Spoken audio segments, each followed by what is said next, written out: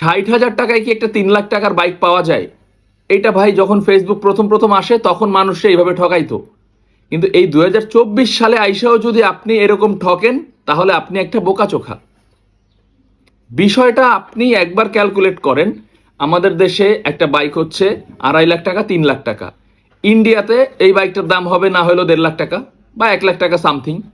এই বাইকটা তো 50,000 টাকা না, বা এই বাইকটা তো ওই দেশে 20,000 টাকা না যে আমাদের দেশে আইনা 60,000 টাকা বিক্রি করবে। তো বিষয়টা কি করে তারা?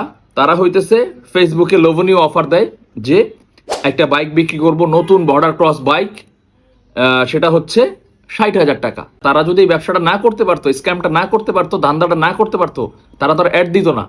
আছে কিছু বোধাই পাবলিক, তারা তাদের সাথে কথা বলে, ওই 5,000 টাকা অ্যাডভান্স করে, তারপরে তারা ব্লক করে দেয়। এখনো মানে 2024 সালে আইসা আপনি কিভাবে